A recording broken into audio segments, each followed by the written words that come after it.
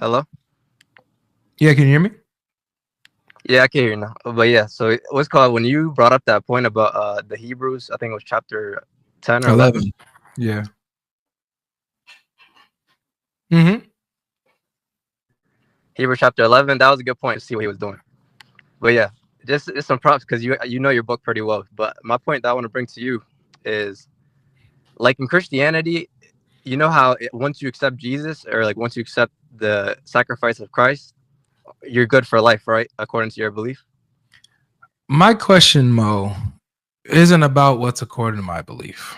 My question is, why should I consider Islam? I'm trying to show you a deficiency in your belief that Islam remedies and it has like the fix for it.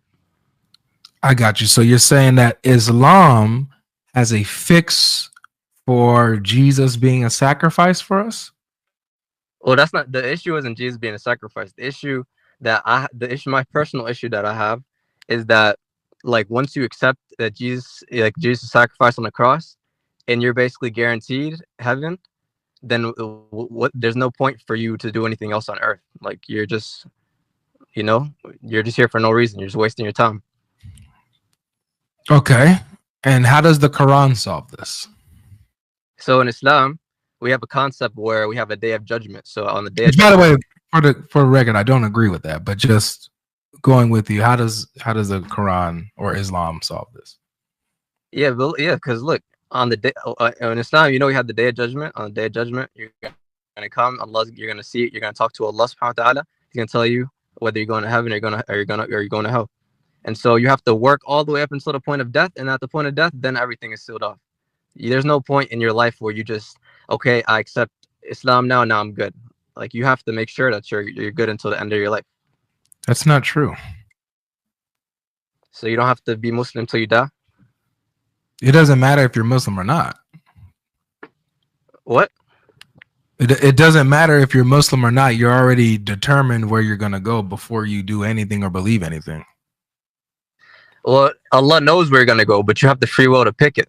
Like Allah knows at the end of the day, okay, this person, before you're even born, he knows this person you're going to go to hell or this person going to go to heaven. But you have the free will to pick it. So you still have to.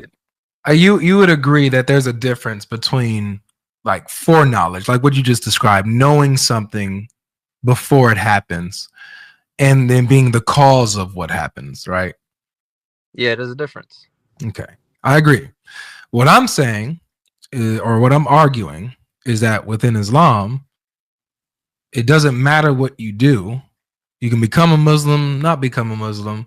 It doesn't matter what works you do. It doesn't matter if you keep, obeying Allah or whatever, or disobeying them.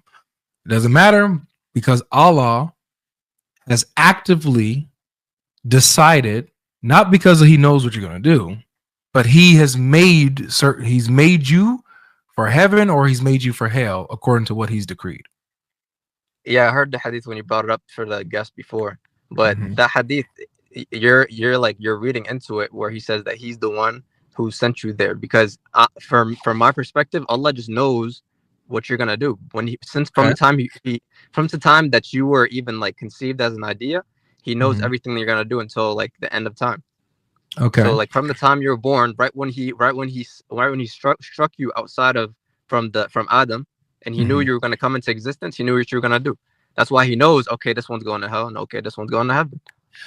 So it doesn't say that he knows which one is going to hell or heaven. It says that he created them for such a purpose.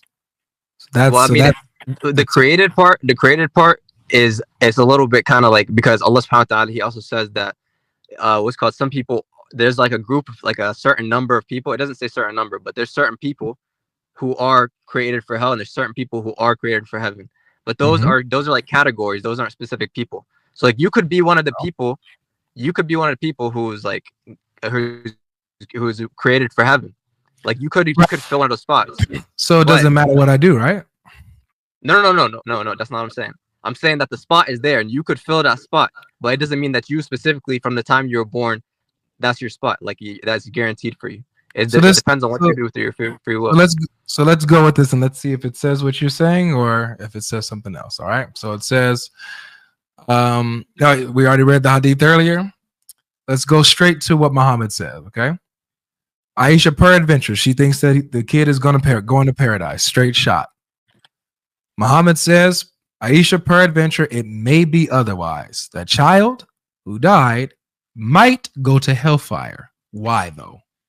Why might not that child go to paradise but hellfire instead? Because Allah, God, created for paradise those who are fit for it while they were yet in their father's loins, and created for hell those who are to go to hell. Now this is where, I mean, he says it to where you cannot confuse this at all. Yeah. He created them for hell while they were yet in their father's loins. So he created them for hell. He created them to go to hell. Not that he knows that they're going to go to hell because of their life decisions. He created them for this purpose. So it doesn't matter what they do. They're not going to paradise, even if they believed in their life, did good. Allah created them for hell regardless. You know what I'm saying? Brother, the Islamic perspective is that Allah created people for hell. There's people that are going to hell, not the specific person. There's people that are going to hell. After they're in their father's loins, by that time, Allah been known where they're going to go because he knows what they're going to do. He been already knew all that. The people that are created is a category. There's people that are created, and then once Allah knows what they're going to do, then they fill that category. They fulfill the category. So this is what I need you to do for me, man. Because the reason why I'm having a hard time accepting what you're saying is due to the fact that the verse or the hadith, it says the opposite. It doesn't say anything about Allah knowing where they're going to go beforehand. Look, would you would agree that creating something for something is you being an active cause in that thing, right? Not in this circumstance. I think that when you create something for, like, if you create like 1,000 people for hellfire, then you're an active cause. You could have had everyone go to heaven, but you said, okay, you know what? I want 1,000 people to go to hell. So you're an active cause for that. But you're not an active cause for picking. He specifically gave humans free will. He's not an active cause for who chooses to go there or not. So I'm just asking this very simply. To create something and have a purpose for that creation, that shows that you're the active cause, right? In that purpose. Yes, he's the active cause in creating like a certain number of people for hell. I got you. So he says here that he created them for hell. So there are particular people that he created specifically to go to hell, correct? I don't agree with that wording. I agree that there's a group of people, like generically a group of people who he created specifically for hell. And I think that people, once he knows what they're gonna do, then they fulfill that category. And but it doesn't say that. It says, see, I mean, that's an interpretation. It's not. That's my problem. Yeah. My problem is that we don't have to interpret. We can just read the words on the page and what they say. It says how there's a problem when you say we don't have to interpret, like when it's religious text. He created them for hell. Does it say he created them for hell, or does it say he just knows they're going to go to hell? No, it says he created them for hell because he created a specific group of people for hell. It's true. Got it. So there's specific people, the them here. There's a them. There's specific people that he created specifically for hell, right? Yeah. Not that he knows that they're going to go to hell because of their life's decisions, but he himself is the active cause in their destiny, destining them for hell, regardless of what they do. He created them for hell. No, not regardless of what they do. That's where I disagree. When you say regardless of what they do, that's where I completely disagree. And I think that it's because you're taking the text more literally than I am, and I'll give you that. I'm taking the text for what it says, brother. How else can I take the text other than what it says? Yeah, because you have to take it in context with the religion. I'm taking it in context with the religion. Your religion does not teach that you have free will. Your religion teaches that Allah creates people for hell, creates people for paradise. Your religion teaches that Allah there's people that do good all their life, but then all of what Allah destined for them overcomes them, and then they start doing evil because that's what Allah destined for them, and so then they end up going to hell. It doesn't matter what you do. Your Quran teaches you don't have free will. I mean, your religion. But you agree that there's verses in the Quran that specifically say that we have free will.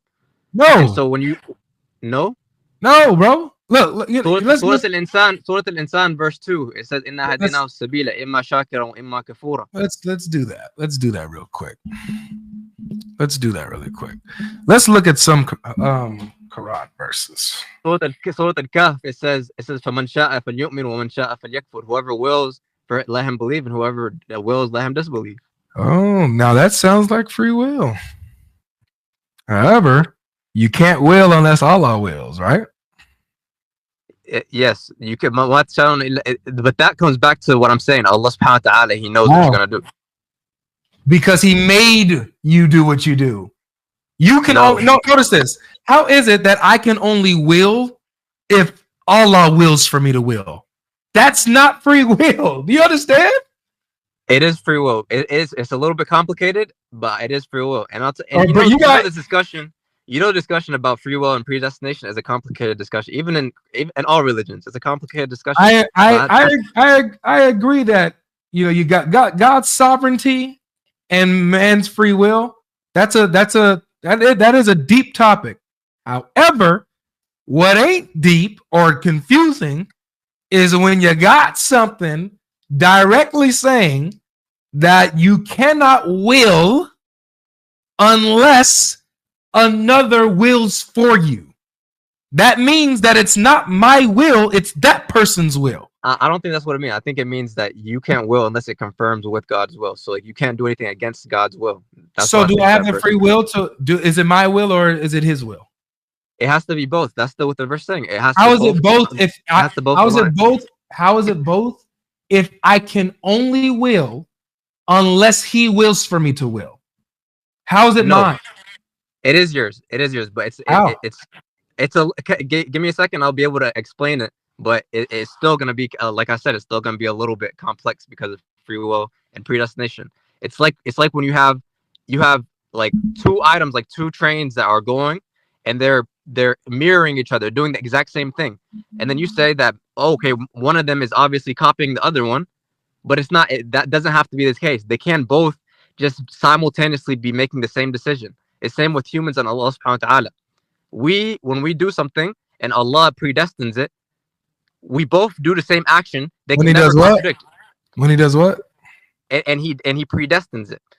So there's no they're both gonna be the exact same action, but it doesn't have to mean that Allah made you do it. It doesn't mean that you made Allah do it. If He predestined it, did I choose it or did He choose it? That's what I'm saying. That's what I'm telling you. Allah chooses something for you, and you choose the same thing. Yeah. I want you to look at this. Let's make this. Yeah, I know this one. So وَمَا تَشَاءُونَ إِلَّا أَن يَشَاءَ اللَّهُ. Yes. For whoever wills among you to take a right course. Sounds good, right? Sounds like free will. Whoever wills among you to hold on, it looks a little blurry. Can you see it on the screen? Yeah, I can see it. All right, there we go. Whoever wills among you to take a right course, and you do not will except that Allah wills. Bruh, it's not your will. No, it is your will. Do you understand what I'm saying? Like, do you are you following what I'm saying? How is that possible with this? You do not will except that Allah wills, bro. What? Yeah. Basically, what the verse saying is that the wills have to coincide. Your will and Allah's will have to be the same. It doesn't say that, bro. It doesn't say that. It says, my brother, what does it do mean not will. It's impossible for you to will. It's impossible for you to will except that Allah wills. If Allah doesn't will, can you will? No. So you don't got free will, bro. But you see, you're not hearing me. I told you, Allah, you cannot will if Allah doesn't will. If Allah subhanahu wa ta'ala hasn't, because your free will is automatically, it's like instantaneous. You only have free will at the present moment. You don't have free will for the future or for the past. Allah subhanahu wa ta'ala, His predestination is in the future and in the past. Allah's predestination, your will cannot contradict that. Your free will in the present moment has to align with Allah's predestination that He has pre-written. It doesn't mean that you don't have the will to pick it, but it just has to confirm. There's a difference. I got you. So the problem I guess that you and I have is that I'm sticking with the words of the Quran and the Hadith, and you're going with an interpretation that's nowhere in the scripture. And well, I mean, you interpret your text as well, don't you? Well, I what I don't do is when there's something like verbatim, I don't go outside of that. If something is verbatim, I don't go outside of that. Context tells us everything, yada, yada, yada. You yourself, with your hadith and what we read in your hadith, what we read in the tafsir, we read verbatim, explicitly, that Allah creates certain people for hell, creates certain people for paradise. You know, I would say you're being fair.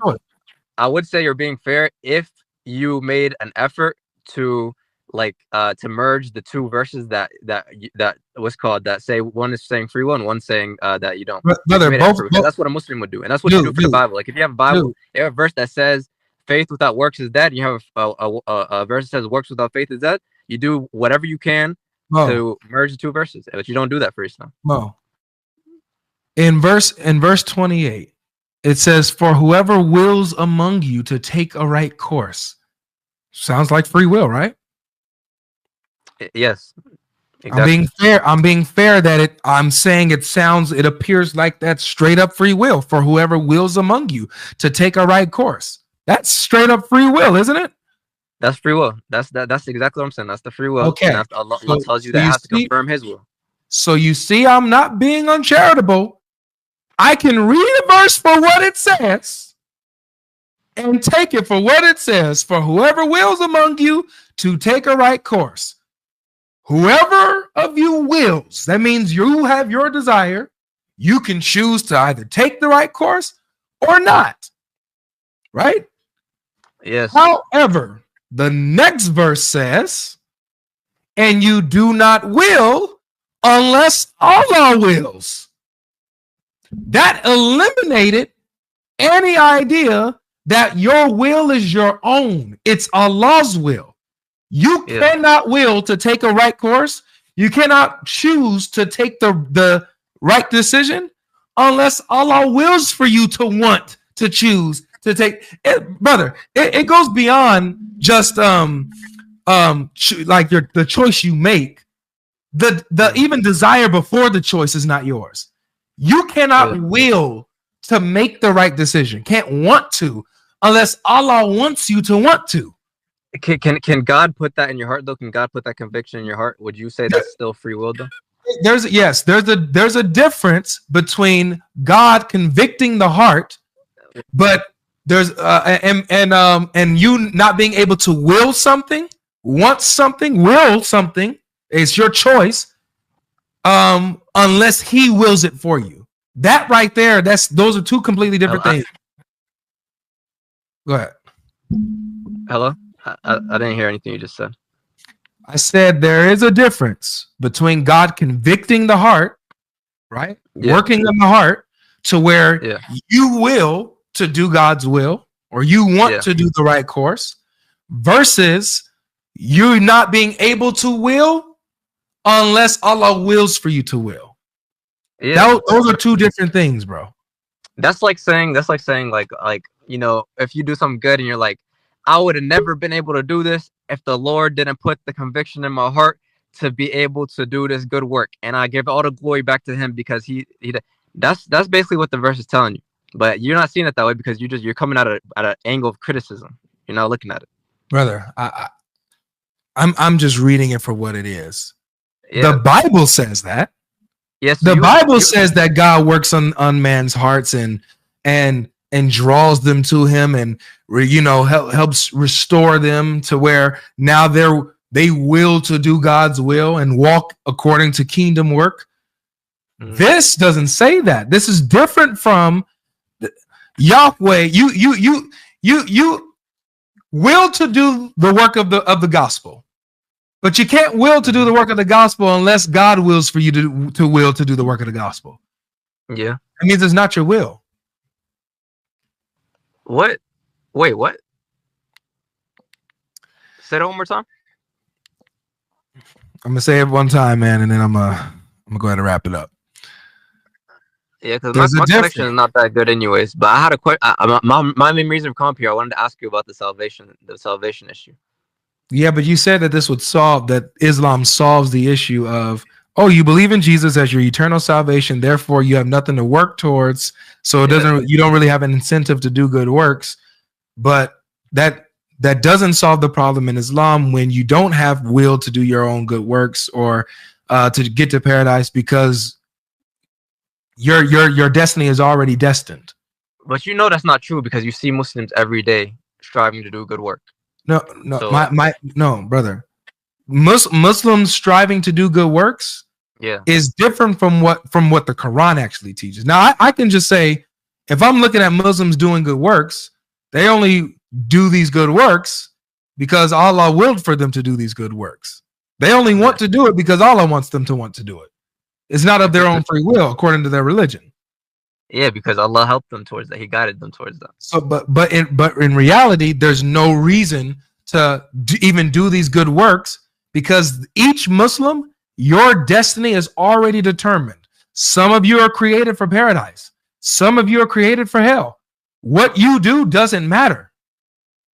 Yeah, I mean that's not the way any Muslim reads it. You can read those verses that way if you want to. If you want to be uncharitable and read them that way, it's possible. I see, like you're not like making stuff up, but the thing is that's just not how any Muslim reads it. That's not charitable, and you wouldn't read your same book that way either.